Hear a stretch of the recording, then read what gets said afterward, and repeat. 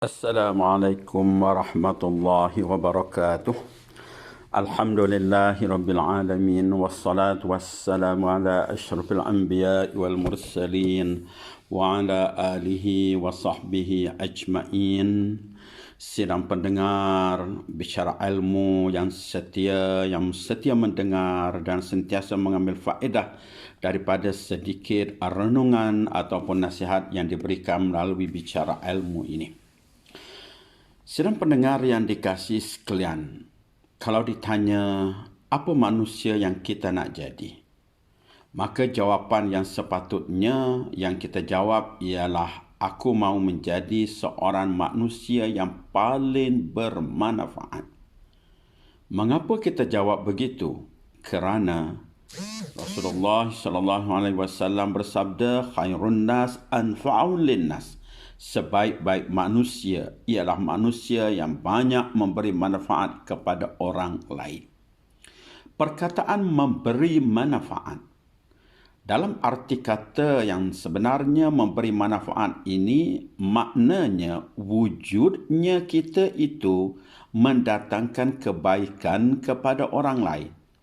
Wujudnya kita itu orang akan mendapat manfaatnya. Dan wujudnya kita itu memberikan kebaikan kepada orang yang berada di sekeliling kita.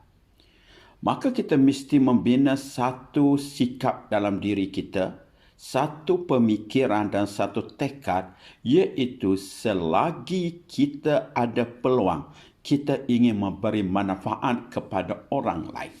Mengapa? Jawapan yang pertama, yang kita perlu betulkan pemikiran, iaitu apabila kita memberi manfaat kepada orang lain, sebenarnya kita sedang memberi manfaat kepada kita. Contohnya, apabila kita membantu orang, menginfakkan sedikit harta kepada orang lain, walaupun nampak kasarnya kita membantu dia, duit kita habis, tetapi sebenarnya kita sedang membuat simpanan untuk hari kemudian kita. Begitu juga kita membantu orang, walaupun sekecil-kecil bantuan kepada seseorang, ianya sebenarnya mendatangkan pahala kepada kita. Dan yang besarnya ialah apabila kita ada satu sikap suka memberi manfaat, apabila kita ada peluang untuk kita memberi manfaat, kita akan dapat satu perkara yang penting dalam hidup, namanya kepuasan.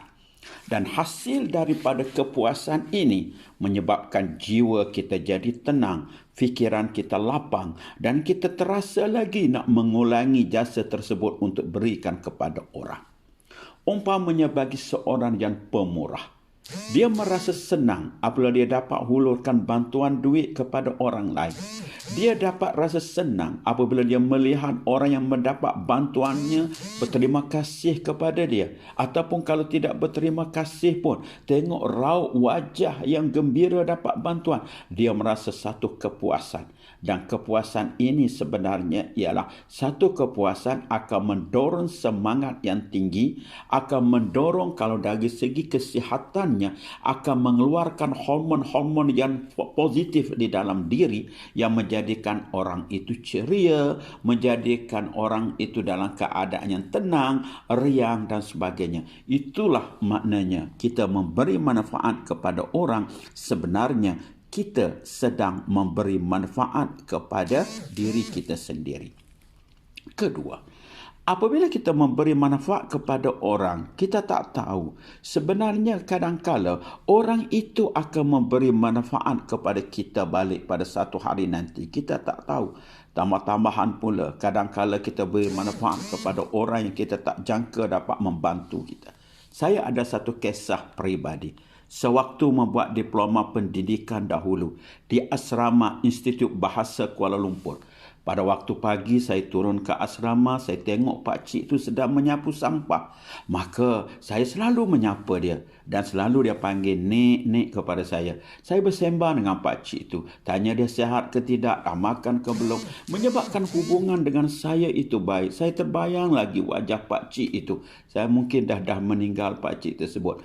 Maka Pada suatu hari, hampir tamat pengajian diploma pendidikan, pakcik itu tanya kepada saya. Dia kata, "Ni, mau posting di mana?" Saya jawab, saya nak balik Kelantan. Sebab anak isteri saya berada di Tanah Merah, berada di Kelantan. Oh, dia kata, "Ni, sekarang ini bukan mudah-mudah balik negeri kita sendiri. Kebanyakan yang dipostingnya ialah Sabah dan Sarawak."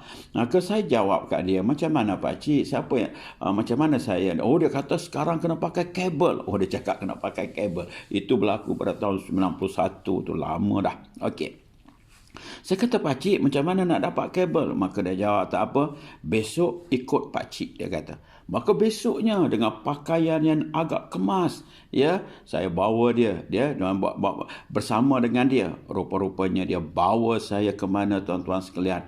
Dia bawa saya ke Ibu Pejabat Kementerian Pelajaran Malaysia pada waktu itu, bertempat di pusat Bandar Damansara. Dia bawa saya ke mana? Dia bawa saya masuk ke bilik yang bukan senang untuk nak masuk bilik tersebut, iaitu bilik pengarah bahagian sekolah yang mengatur penempatan guru. Maka berjumpalah saya dengan seorang pegawai yang hebat ini, seorang pegawai yang hebat ini. Maka saya pun masuk dan diberitahu apa yang nak saya bagi tahu. Saya nak balik Kelantan dan sebagainya. Maka alhamdulillah, akhirnya nak minta Kelantan dia tak bagi, rupanya dia bagi Tanah Merah. Alhamdulillah. Itulah pertemuan yang bermakna. Saya tak sangka selama ini saya berbaik dengan pakcik tu, satu hari dia dapat memberi jasa kepada saya. Begitulah dalam kehidupan kita ini. Yang penting kita beri jasa kepada siapa sahaja yang kita ada peluang. Sama ada orang itu ada kepentingan dengan kita ataupun tidak. Maka kita nak jadi manusia yang bermanfaat. Tuan-tuan dan puan-puan sekalian, kadang-kadang kita rasa kita orang biasa, kita orang kecil, kita orang tak berada, mana boleh memberi manfaat kepada orang lain. Okey, kita jangan rasa begitu. Kita rasakan bahawa sebenarnya semua orang ada potensi, semua orang ada peluang, semua orang ada kesempatan untuk memberi jasa kepada orang lain. Saya teringat pada satu lagi kisah cerita. Apabila bercerita, ini cerita yang diadakan mungkin, tetapi ada pengajaran. Seorang perempuan itu, dia setiap hari dia bawa baldi pergi ambil air di sungai untuk menyiram tanaman-tanamannya di depan rumahnya. Sebelah kiri baldi yang elok, iaitu tak tumpah. Tapi sebelah kanannya baldi yang bocor. Sampai ke rumah, yang sebelah kiri, yang sebelah kanannya airnya dah habis. Maka satu hari, baldi ini berkata kepada tuannya, "Saya dah tak nak kerja lagi, saya nak letak jawatan sebab saya tak beri manfaat kepada tuan. Tengok saya bawa air pun sampai kat depan rumah halaman." Dia kata, "Dah tak ada, saya tak boleh gunakan. Baldi saya tak boleh gunakan untuk bawa air untuk siram tanaman di halaman." Maka saya serahkanlah kepada yang sebelah kiri lah. Yang kiri tu tak bocor, bawa sikit pun tak tumpah, dia dapat berjasa pada tuan. Apa tuannya jawab? Walaupun kamu adalah baldi yang bocor, kamu tengok tak? Daripada sungai menuju ke rumah aku ini, tanaman-tanaman, pokok-pokok bunga yang subur dalam perjalanan tersebut. Kamu tengok tak bunga-bunga itu berkembang mekar? Sebenarnya ialah tanpa kamu sedar, kamulah yang menyiram pokok-pokok tersebut. Sewaktu aku membawa kamu bocor itu, air telah menyiram tanaman tersebut. Maka jawapannya, walaupun sampai di halaman kamu dah tak ada, kamu dah meninggalkan jasa yang terbaik di dalam perjalanan tadi. Maka mengertilah baldi tersebut bahawasanya dia juga berjasa.